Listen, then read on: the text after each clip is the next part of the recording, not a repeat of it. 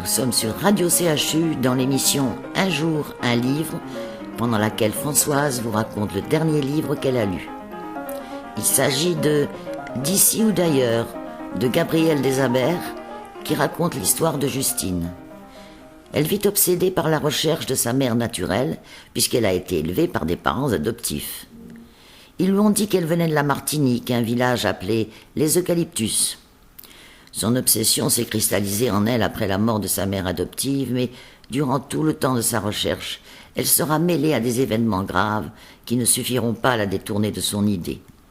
Étudiante en médecine, elle est partie au Budaoui, pays que l'auteur a imaginé, en Afrique pour une ONG.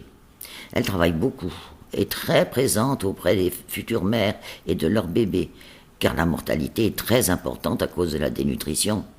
Un jour, Céline, la trésorière du camp, vient présenter à l'équipe le nouveau directeur, Damien, que Justine déteste dès le premier instant. Elle le trouve bourru, peu coopératif et semble l'avoir pris pour cible favorite. Damien est là envoyé par la direction de l'ONG pour vérifier les dépenses du camp. Justine, malgré sa fonction, sera mêlée à sa recherche par ricochet. Il commence par inspecter les bâtiments et s'aperçoit que les 10 000 réfugiés officiels pour lesquels la France paie ne sont en réalité que la moitié. Il en conclut qu'il y a une fraude dans la trésorerie. Il enquête sur les transports de marchandises entre Dakar et le Budaoui, puis sur les travaux effectués par une société qui semble Écran. Mais comme tout nouveau venu, il est invité à la résidence présidentielle, et là, on lui fait comprendre à demi-mot que des accords tacites ont été passés et qu'il n'a pas intérêt à s'en mêler. Un soir, en revenant à sa case, il aperçoit Céline, la trésorière, dans les bras du Premier ministre. Insolite. Cela le pousse, pendant l'absence de Céline, à visiter sa case. Il n'y trouve aucun document compromettant, mais emporte avec lui quelques dossiers intitulés personnels. Ce sont des lettres manuscrites en arabe qu'il s'empresse de faire traduire, et il ne sait pas encore combien Justine y sera mêlée. Après avoir convoqué Céline dans son bureau et l'avoir soumise à un interrogatoire poussé, il lui fait avouer qu'elle est au courant de tout, car c'est par l'intermédiaire de son amant, le Premier ministre, que l'affaire est arrivée entre ses mains. Elle regrette, mais amoureuse, elle s'est laissée faire, et annonce qu'elle quitte immédiatement le camp, non sans avoir donné tous les détails des malversations où le gouvernement est mêlé, car il en tire un grand bénéfice. Tout cela, Justine l'ignore, les relations avec Damien sont toujours tendues. Un matin, on vient lui annoncer qu'un village voisin a été attaqué, qu'il y a beaucoup de morts et de nombreux blessés. Pendant que ses collègues s'occupent d'enterrer les morts par peur de la prolifération des microbes, elle se dirige vers le coin où on a déposé les enfants. Là, elle entend de gros sanglots proches de la tente et découvre une petite fille tétanisée de peur qu'elle ne peut approcher que grâce à une infirmière budaouaise qui parle le même dialecte que la fillette. Du coup, la petite s'accroche au cou de Justine, qui ne pourra continuer son travail que l'enfant accroché dans son dos à la mode africaine. Cet enfant, elle l'en prend par les blessés, s'appelle Fatima. Sa mère est morte l'an dernier, et depuis, personne ne s'est occupé d'elle. Mais la petite, rassurée par la présence constante de Justine, arrive à se calmer. Elle l'a adoptée. Cependant, elle continue à travailler toute la journée. Et quand un soir, Damien, qui vient d'arriver, lui met la main sur l'épaule, prise de panique et épuisée de faim et de fatigue, elle s'évanouit dans ses bras. Il va s'occuper d'elle, lui apporter à manger, la couvrir parce qu'elle a froid, puis elle sombre dans un profond sommeil. En se réveillant le lendemain, à la vue de Damien couché dans le lit voisin, elle se remémore ses attentions. Il ne lui fait plus peur, mais quand il refuse ses excuses, elle pense tout bas qu'elle mufle. Justine s'est terriblement attachée à Fatima, qui représente le succédané de l'amour dont elle a besoin. Malheureusement, la petite ne survivra pas, victime de la dysenterie. Les espoirs de Justine qui se jette encore plus dans le travail. Un petit peu de musique avant la fin de l'histoire.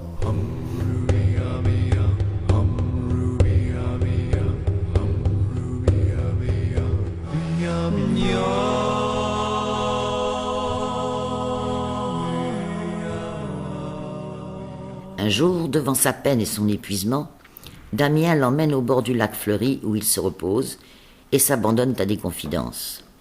Damien veut quitter l'ONG pour s'occuper du vignoble de ses parents. Quant à Justine, elle lui dit son désir ardent de retrouver sa mère naturelle, qui, d'après son père, serait algérienne. Damien lui annonce qu'un de ses camarades détectives pourrait l'aider et qu'elle peut avoir confiance en lui.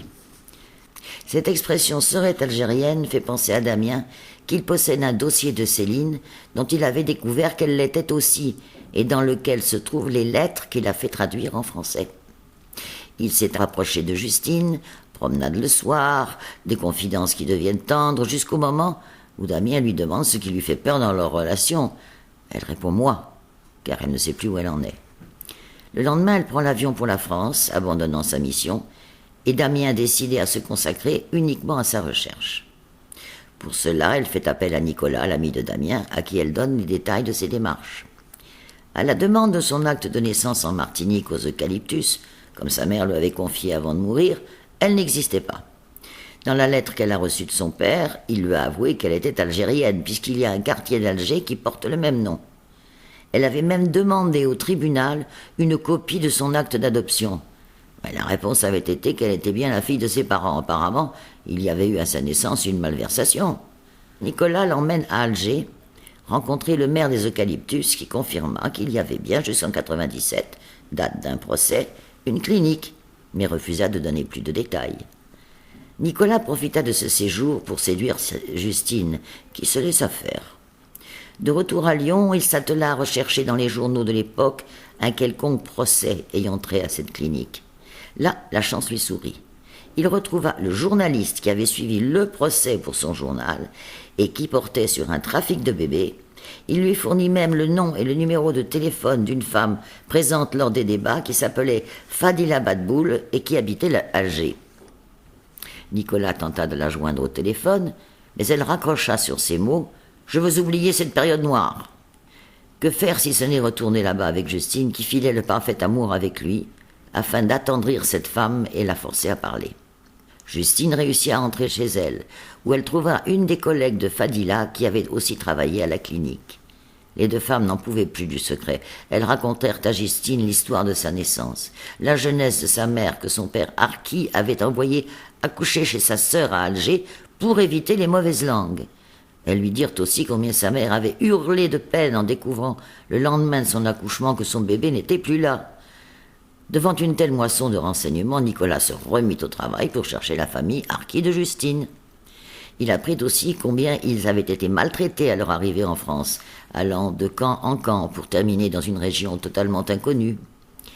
Qui dit famille de Arki n'en donne pas le nombre, et il y en avait beaucoup. Il était accablé par ses recherches et sentait bien que Justine lui échappait. Mais de fil en aiguille, il réussit à les localiser après un voyage en Bretagne, où il put interroger certains d'entre eux, jusqu'au moment où il apprit que la mère de Justine avait quitté ses parents à l'âge de 18 ans pour se marier avec le père de Justine, et qu'ils habitaient Brest. En leur rendant visite sous un faux prétexte, il fut frappé par la ressemblance inouïe entre la mère et la fille.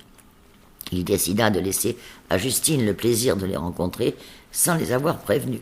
Mais quand il la retrouva, elle avait changé, car Damien avait transmis les lettres de Céline où il avait trouvé la solution. Déçu et malheureux, Nicolas lui donna tout de même l'adresse et elle partit accompagnée de Damien à leur découverte. Dès que la porte s'ouvrit, son père la reconnut tant la ressemblance était flagrante. Puis lorsque sa mère arriva, ce furent embrassades sur embrassades. Elle apprit aussi que son prénom était Élodie. Sa mère lui raconta les circonstances de sa naissance, son exil involontaire à Alger chez sa tante, dont on ne savait pas si elle avait signé ou non l'acte d'adoption, et la rancœur qu'elle éprouvait contre son père qu'elle n'avait pas revu. Tout cela au long de la semaine qu'Élodie Justine passa auprès d'eux. Elle avoua à sa mère combien elle recherchait l'amour, au point de n'être sûre de rien concernant Nicolas et Damien. Mais sur la route du retour, elle repensa à celui-ci, le jour où il avait apporté la dernière lettre qui confirmait ce qu'elle savait. Damien qui lui avait mis le bras autour des épaules. Bras qu'elle ne repoussa pas, tant c'était bon de le sentir.